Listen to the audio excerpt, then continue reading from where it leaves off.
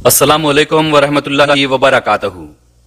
मैं दरअसल हतल इम्कान कोशिश कर रहा हूं कि असद साहब और अकबर साहब के स्पीचेस पर बात ना करूं, लेकिन सियासी महफिलों और जलसों से दीन के नाम पर तकारीर, दीन इस्लाम को सियासत में घोलकर मुसलमानों को पिलाने की कोशिश, इन सब पर खामोशी शरीयत के खिलाफ है। आइए पॉइंट टू पॉइंट मुलाहिजा फरमाइए। मजलिस क्या करी पूछने वालों बता दो, कौन सी ऐसी जमात का कोई लीडर है जो इतने तालीमी इदारे कायम किया जितने मजलिस इत्तेहादुल मुस्लिमीन ने किया है। यही सबसे बड़ा चैलेंज है। अरे एक इमारत बना दो, उसके बाद आकर हमसे सवाल करो तो तुम्हारे सवाल को मैं कबूल करने तैयार हूं। अकबर भाई ने इससे पहले भी 20 रुपये में 3 महीने फ्री इलाज वाला वर्ल्ड वाइड चैलेंज किया था, जो 10 मिनट में अवाम के सामने नताइज लेकर आ गया था। अब अकबर भाई ने फिर से चैलेंज की बात की है, सवाल किया है, तो सुनिए। आपने तालीमी इदारे कायम किए, वेरी वेल डन अकबर भाई, दिल से अप्रिशिएटेड। अल्लाह आपके काम को मजीद आसान करे। लेकिन आपके ये जो तालीमी इदारे हैं, आपके ही फैमिली मेंबर्स के नाम से बनाए गए कई ट्रस्ट में से एक है, जो अवेसी स्कूल ऑफ एक्सेलेंस के नाम से चलाए जाते हैं। ऑफिशियल AIMIM पॉलिटिकल पार्टी की जानिब से आपके ये इदारे नहीं चलाए जाते। असदुद्दीन अवैसी साहब ने कई मर्तबा कहा है कि AIMIM is a political party and not a NGO nor social workers organisation. लेकिन आप कहते आए हैं और कह रहे हैं कि AIMIM is doing NGO like social services. अगर आप कहेंगे कि आप खुद AIMIM के हैं, इसीलिए आपकी जाती खिदमात पर भी AIMIM का ब्रांड होना चाहिए, then there are so many AIMIM political workers जिसके खुद के चंदा लेने के ऑर्गेनाइजेशन से लेकर कई छोटे बड़े कारोबार हैं। तो क्या इन सब चीजों को AIMIM का है कहकर डिक्लेयर कर दिया जाए, AIMIM के ब्रांड में ले लिया जाए? क्या AIMIM के हर MLA और कॉरपोरेटर के हर कारोबार को schools, organisations, theatres, function hall से लेकर होटल, कपड़े की दुकान, मिठाई की दुकान, क्या इन सब को AIMIM का कहा जाए? क्योंकि ये सब आपकी तरह AIMIM के लिए काम करते हैं। What about Deccan college of medical science, जहां के आप खुद मैनेजिंग डायरेक्टर हैं और वहां तालीम के लिए लाखों करोड़ों रुपया लिया जाता है। तो क्या फिर AIMIM पार्टी मुसलमानों से पैसा ले रही है कहना चाहिए? व्हाट अबाउट दारुस्सलाम बैंक, जहां हैदराबाद के करीब 60% गयूर मुसलमानों का सोना, चांदी, जर, जेवर, जमीन, जायदाद सूद पर गिरवी पड़ा है। तो क्या आप ये कहेंगे कि AIMIM पॉलिटिकल पार्टी सूद पर कारोबार करती है? फिर आपके अवेसी स्कूल ऑफ एक्सेलेंस को आप AIMIM का कैसा कह सकते हैं? आइए आगे बढ़ते हैं। जमात में अगर आए हैं तो यह समझ लो कि अपनी आखिरत के लिए आए हैं और अल्लाह को राजी करने के लिए जमात में आए हैं, अपने घर को बनाने के लिए नहीं आए। अगर आखिरत कमाना है तो आओ जमात के साथ मिलकर, हमारे साथ मिलकर काम करो, यह आखिरत का सौदा है। जिंदगी और जमाती जिंदगी की कामयाबी इताअत अमीरी में होती है। अपने अमीर की इताअत करो। यह क्या बात हुई साहब?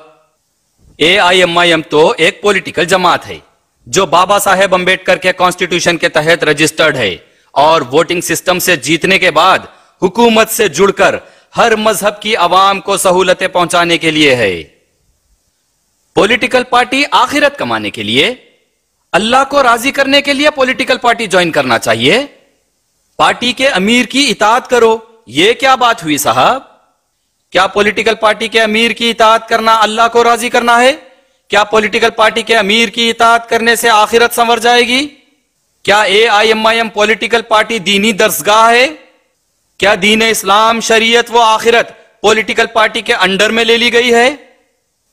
AIMIM पार्टी के जितने गैर मुस्लिम लीडर्स हैं, जितने गैर मुस्लिम वर्कर्स हैं, क्या वो सब अल्लाह को राजी करने के लिए, आखिरत कमाने के लिए AIMIM में हैं? हिंदू बरादरी के लिए सियासी लेवल पर AIMIM पार्टी की जानिब से जो कुछ किया गया, کیا وہ سب اللہ کو راضی کرنے اور آخرت سنوارنے کے لیے کیا گیا؟ آپ نے جو سی ایم صاحب سے مانگ کر مندروں کو بنوانے کے لیے لاکھوں روپے دیے ہیں، کیا وہ آخرت کمانے کے لیے دیے ہیں؟ کارپوریٹر یا ایم ایل اے کی سیٹ کے لیے ٹکٹ لینے کے لیے لیڈرز جو پارٹی فنڈ دیتے ہیں، کیا وہ آخرت خریدنے کے لیے لاکھوں روپے دیتے ہیں پارٹی کو؟ ایک طرف امیر پولیٹیکل پارٹی خود کہتے ہیں کہ AIMIM NGO یا سوشل آرگنائزیشن نہیں ہے، لیکن آپ ان کی بات کے خلاف جا کر AIMIM کو دین، آخرت، اللہ رسول سے جوڑ کر فری سوشل سروس آرگنائزیشن بتا رہے ہیں۔ آپ کی بات اور اسد صاحب کی بات ہمیشہ میل نہیں کھاتی صاحب۔ حیدرآباد میں کی گئی بات اور دلہی میں کی جانے والی بات میل نہیں کھاتی۔ حیدرآبادی مسلمانوں کے سامنے نعرے تکبیر اللہ اکبر اور حیدرآباد کے باہر جے میم جے بھیم والی بات میل نہیں کھاتی۔ آئیے آگے بڑھتے ہیں۔ زندگی اور جماعتی زندگی کی کامیابی اطاعت امیری میں ہوتی ہے۔ اپنے امیر کی اطاعت کرو، اپنی صدر کی ہدایت کو خود مانو، اور اس چیز کو یاد رکھو، جس کو اللہ منتخب کرتا ہے اپنے کام کے لیے تو اللہ کا ہاتھ اس کے سر پر ہوتا ہے۔ پھر سے دین اسلام کا مشروب سیاست میں گھول کر پلایا گیا۔ بابا صاحب امبیڈکر کے کانسٹیٹیوشن، ووٹنگ سسٹم اور عوام کے حق کو الٹ کر پولیٹیکل پارٹیز کی جانب سے کیش فار ووٹ اور بوکسنگ سے جیتنے کے بعد اللہ منتخب کیا، اللہ کا ہاتھ سر پر ہے۔ اگر یہ کہیں گے تو کیا آپ یہ مانتے ہیں کہ جہاں جہاں AIMIM کی ہار ہوئی ہے اور جہاں جہاں AIMIM نہیں ہے، وہاں اللہ نے AIMIM کے امیر کے سر سے ہاتھ ہٹا کر کسی اور کے سر پر ہاتھ رکھ دیا؟ تو کیا آپ یہ مانتے ہیں کہ اس بار GHMC الیکشن میں اللہ نے BJP کے سر پر ہاتھ رکھا ہے؟ تو کیا آپ یہ مانتے ہیں کہ تلنگانہ میں KCR اور آل انڈیا لیول پر لگاتار PM مودی کے سر پر اللہ کا ہاتھ ہے؟ اللہ نے ہی انہیں منتخب کیا ہے؟ یا پھر آپ یہ کہنا چاہ رہے ہیں کہ ساری دنیا میں اللہ صرف اور صرف حیدرآباد میں AIMIM کے 7 کانسٹیٹوئنسی میں ہی ہے؟ آئیے آگے بڑھتے ہیں۔ اور یہ نہ سمجھو کہ ہماری آنکھیں بند ہیں، یہ نہ سمجھو کہ ہمارے کان بند ہیں، ہماری آنکھیں بھی کھلی ہیں۔ ہم ان منافقوں کو بھی دیکھتے ہیں، ہم ان چاہنے والوں کو بھی دیکھتے ہیں، ہم اس چاہنے والے کی اور بے بس اور مظلوم کی فریاد کو بھی سنتے ہیں، تو لیکن کوئی یہ نہ سمجھے کہ ہماری آنکھیں بند ہیں، ہم نہیں دیکھ رہے ہیں، ہم دیکھ رہے ہیں، وقت کے انتظار میں ہیں۔ اور یاد رکھو جب وقت آئے گا تو ہر ایک سے حساب طلب کیا جائے گا۔ جو عوام سے زیادتی کرتا ہے، عوام پر ظلم کرتا ہے، عوام سے ناانصافی کرتا ہے، مجلس ان کو بھی نہیں بخشے گی، چاہے وہ اپنے ہو یا غیر ہو، ہم ان کو بھی نہیں بخشیں گے۔ آپ نے اس سے پہلے بھی ایسے ہی کہا تھا کہ بہت ہو چکا، اب اگر کوئی AIMIM کا لیڈر عوام کو لوٹے گا یا پیسہ لے کر کام کرے گا تو ان کی چمڑی کھینچ لوں گا۔ آپ کی اس تقریر کے بعد، آپ کے اس دعوے کے بعد ثبوت کے ساتھ عوام کے سامنے کئی معاملات آئے۔ آپ کی آنکھیں کھلی ہیں، آپ سب دیکھ رہے ہیں، لیکن آپ نے آج تک ان کے خلاف کیا اقدام کیا ہے عوام کو بتا دیں۔ آئیے آگے بڑھتے ہیں۔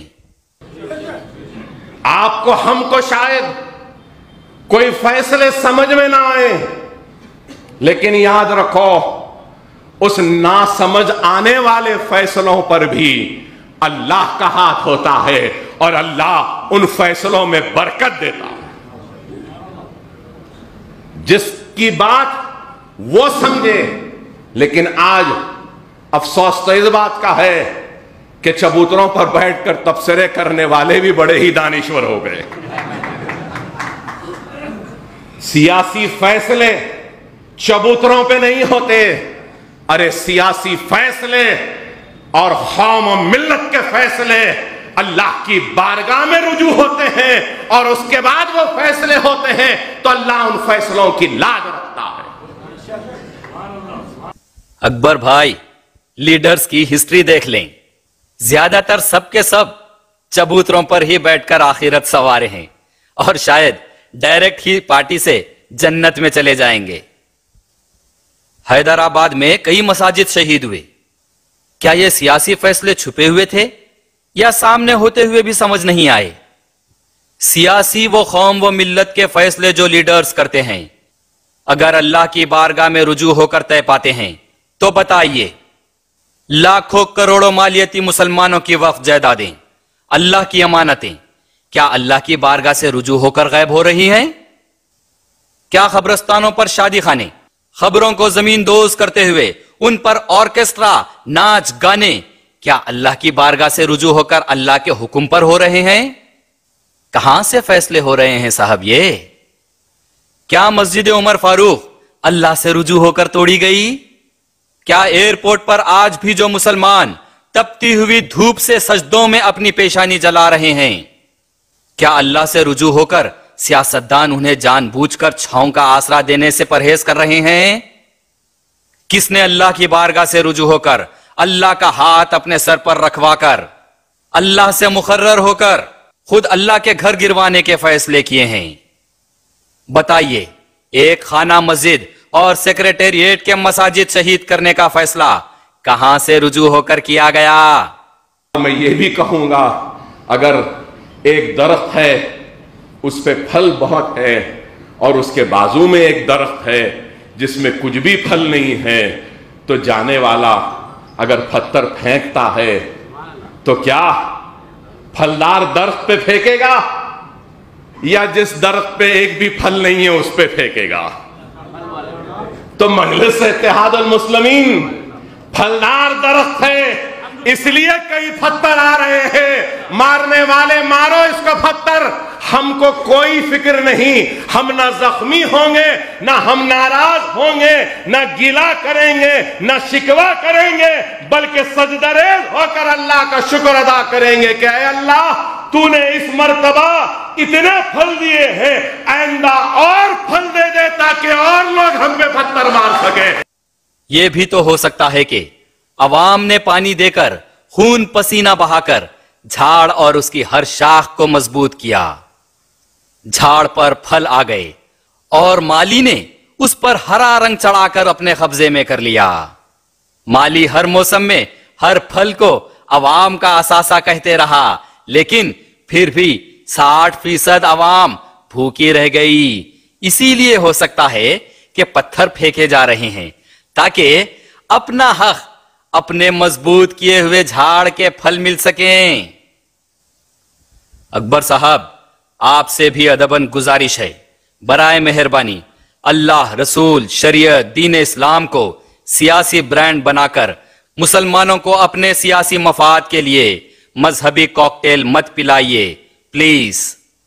آپ کے آرگنائزیشنز کی جانب سے سوشل سروس کیجئے، AIMIM کے بینر پر سیاست کیجئے، ہر فیلڈ میں آگے بڑھیے، ترقی کیجئے، لیکن دین اسلام، اللہ، رسول اور شریعت کو اپنے سیاسی مفاد کے لیے استعمال مت کیجئے۔